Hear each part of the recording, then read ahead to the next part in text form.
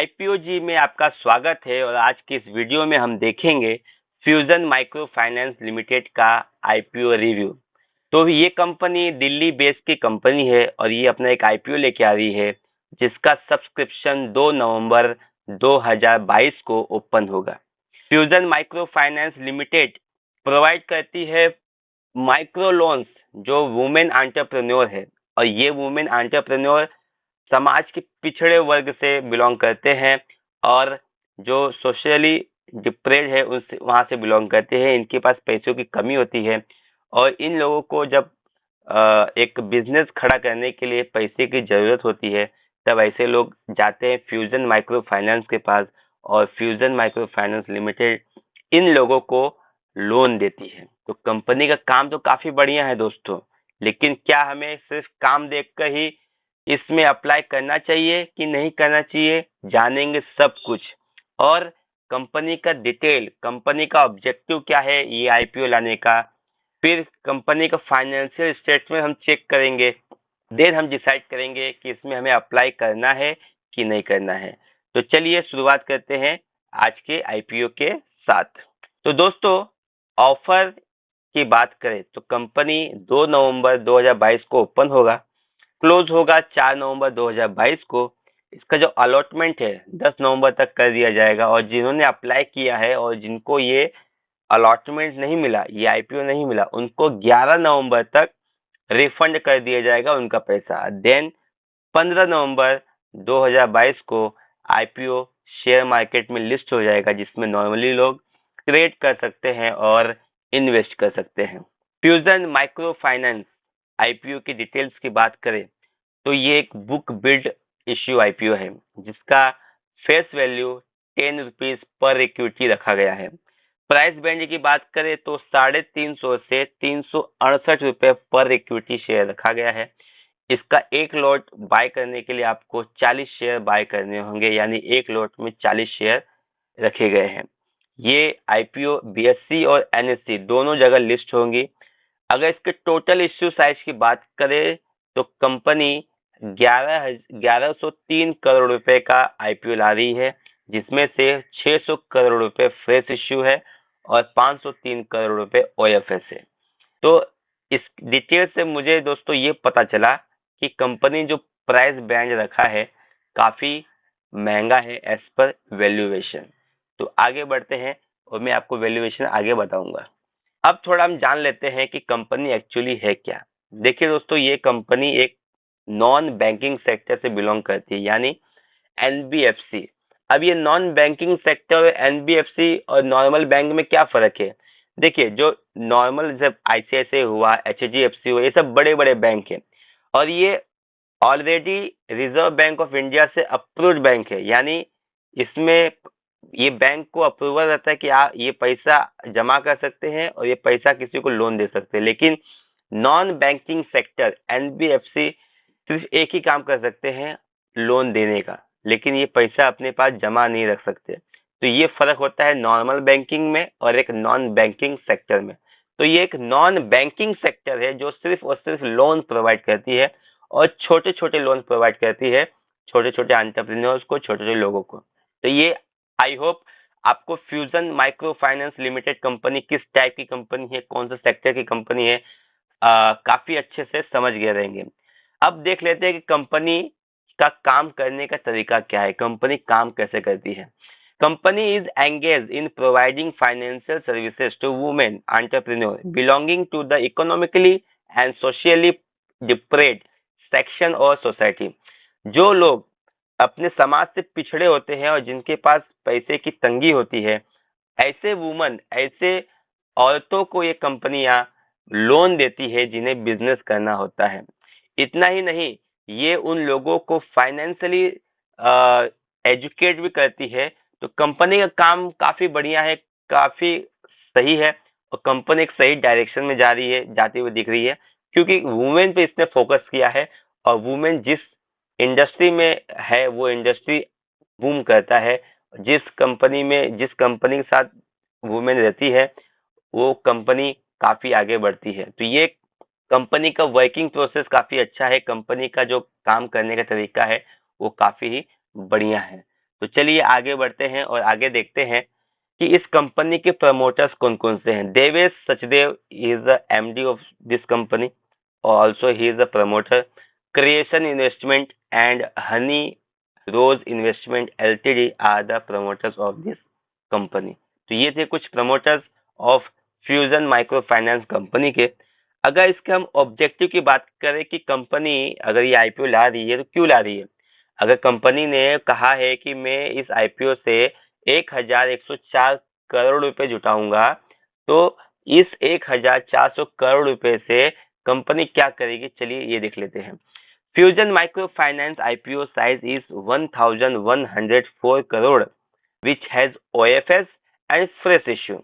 तो तो अब जानते हैं कि OFS का मतलब क्या होता है। देखिए, under OFS selling shareholders would sell their shares and the company would not get any money from this IPO process।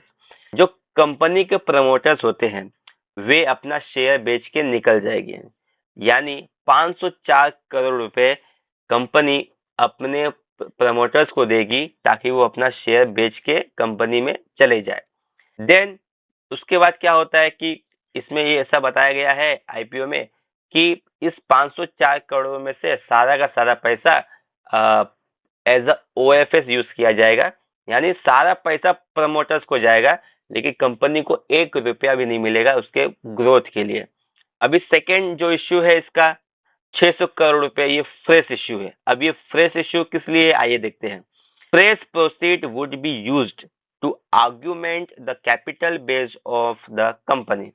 ये 600 करोड़ रुपया कंपनी का कैपिटल बढ़ाने के लिए यूज किया जाएगा। तो देखिए दोस्तों, टोटल ओवरऑल ऑब्जेक्टिव की बात करूं मैं तो कंपनी का इसमें कोई भी फ्यूचर पर्सपेक्टिव मुझे साफ साफ दिख नहीं रहा है।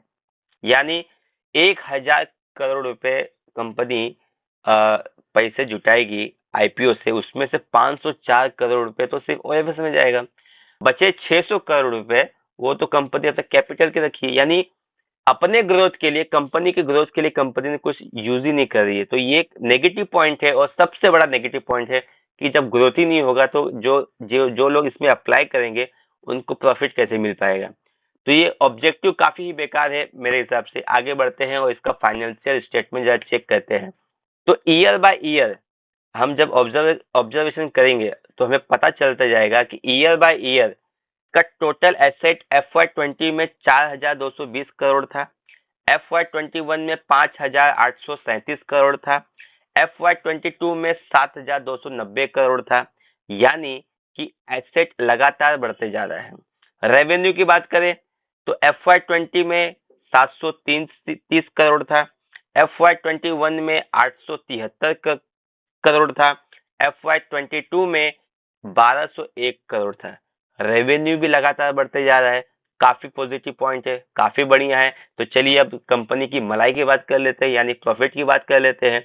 तो कंपनी का प्रॉफिट FY20 में 69 करोड़ था, FY21 में 43 करोड़ था और FY22 में 21 करोड़ था। देखिए, जो कंपनी का मलाई है वही कम होते जा रहा है। 69 से कम होकर 43 हो गया, 43 से कम होकर 21 हो गया, यानी प्रॉफिट जो है डिक्लाइन मोड पे है, रेवेन्यू इंक्रीजिंग मोड पे है। तो अब फाइनल डिसीजन तो ये निकलता है कि भाई जो कंपनी का मलाई है वही कम होते जा रहा है। तो मैं इसमें कैसे विश्वास करूं कि कंपनी मुझे प्रॉफिट देगा। ये खुद कंपनी अपना प्रॉफिट कम करते जा रही है, तो मैं कैसे इसके ऊपर ट्रस्ट करूं कि ये कंपनी मुझे प्रॉफिट देगा। तो ये ओवरऑल जो फाइनेंशियल स्टेटमेंट है वो देख के मुझे ऐसा लगता है कि हमें इसमें इन्वेस्ट करने से बचना चाहिए। और ये सबसे बड़ा नेगेटिव पॉइंट है कि इंक्रीजिंग मोड पे है रेवेन्यू लेकिन डिक्रीजिंग मोड पे है प्रॉफिट, सबसे बड़ा नेगेटिव पॉइंट है। तो चलिए आगे बढ़ते हैं और जानते हैं कि why to invest in Fusion Micro Finance. मैं इस आईपीओ में इन्वेस्ट क्यों करूं? इस क्वेश्चन का आंसर निकालने के लिए हमें दो चीज देखनी चाहिए, हमेशा स्ट्रेंथ और रिस्क। आइए सबसे पहले कंपनी का स्ट्रेंथ देख लेते हैं। तो देखिए, कंपनी काम अच्छा कर रही है, कोई दो राय नहीं है। कंपनी एक ऐसे वर्ग के लोगों को पैसा दे रही है और उन लोगों को अपने पाँव में खड़ा करने के, उनका बिजनेस चलाने के लिए पैसा दे रही है। तो जब उनको प्रॉफिट होगा तो कंपनी वो पैसा रिटर्न कंपनी को आना ही आना है। तो कंपनी काम काफी बढ़िया है, और ये जो इकोनॉमिकली और सोशली जो पिछड़े लोग हैं उनके लिए कंपनी काम कर रही है।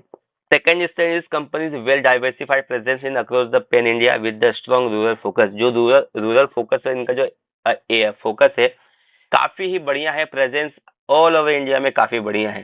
Company has strong revenue growth in the last 3 year. Last 3 सालों में कंपनी का जो रेवेन्यू ग्रोथ है काफी बढ़िया है।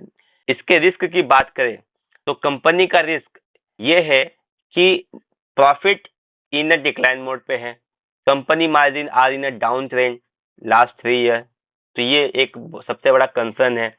Out of the total IPO proceed 504 crore goes to OFS and company would not get anything from this. This is also concern कि company को 1 रुपया नहीं मिल रहा है आईपीओ से। सारा का जो भी कंपनी ने ऑफर फॉर सेल के लिए डिसाइड किया है वो सारा पैसा प्रमोटर के पास जा रहा है। Third is Covid pandemic. इससे पहले देखा जा चुका है कि कोविड पेंडेमिक की वजह से जो माइक्रो फाइनेंस सेक्टर होता है उसको काफी इम्पैक्ट पड़ता है, और अगर भविष्य में मान लीजिए ऐसा कुछ सिचुएशन आ गया तो इसका इम्पैक्ट इसके रेवेन्यू पर पड़ जाएगा, ये भी एक कंसर्न है। जो इसका एनपीए है, माइक्रो फाइनेंस सेक्टर का जो एनपीए है, अगर वो इंक्रीज होता है तो इसके बिजनेस पे इम्पैक्ट पड़ता है।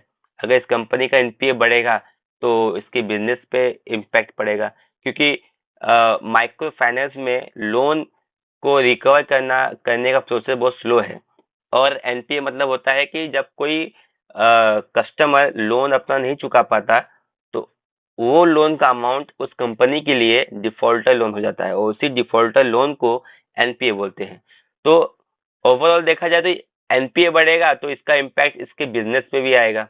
And fifth is the micro finance industry in India faces unique risk due to category of borrowers, and that is services which are generally not associated with other form of lending. And six is investors should read complete risk factor indicated in the RHP of the IPO document before investing in this IPO. आप clearly RHP document में देख सकते हैं कि company ने अपना loop hole mention किया है, कंपनी ने अपना रिस्क फैक्टर मेंशन किया है। तो क्या आप ये सब जानते हुए भी इन्वेस्ट करेंगे? यदि मैं एक कदम पीछे जाऊं, कंपनी का स्ट्रेंथ देखूं तो कंपनी का काम बढ़िया है लेकिन कंपनी में दम नहीं है। कंपनी का काम इज वेरी गुड लेकिन कंपनी का दाम वेरी लो।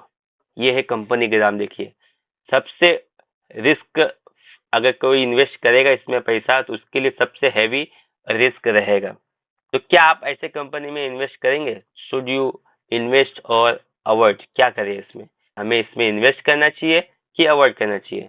देखिए, सारे डेटा का एनालिसिस करने के बाद हमें ऐसा पता चला कि जो इसका रेवेन्यू है लास्ट 3 साल में लगातार ग्रोथ हो रहा है, लेकिन जो इसका मार्जिन है, प्रॉफिट है, मलाई है, वो डिक्लाइन मोड पे है। और यही तो मेन चीज होता है। प्रॉफिट किसी भी कंपनी के लिए प्रॉफिट एक मलाई की तरह होता है जो सब लोग मिल बांट के खाते पीते हैं। तो profit very in a decline mode. तो मैं पर्सनली इस आईपीओ से तो 10 कदम दूर रहूंगा, और मैं इसमें अब इन्वेस्ट करने के लिए बिल्कुल भी हरी नहीं हूँ। हाँ, 1-2 साल बाद, 6 महीने बाद देखूंगा, एनालिसिस करूंगा कि इसका प्रॉफिट इंक्रीज हुआ कि नहीं हुआ। वो सारे एनालिसिस करने के बाद ही मैं इसमें कुछ अप्लाई करूंगा। तो यदि आपको मेरा आईपीओ एनालिसिस पसंद आया है तो शेयर कीजिए, सब्सक्राइब कीजिए, लाइक कीजिए, और आज का ये वीडियो मैं बंद करता हूँ आज के डिस्क्लेमर के साथ। This video is only for the education purpose. Please consult your advisor before investing. This video is only to give information and only for education purpose.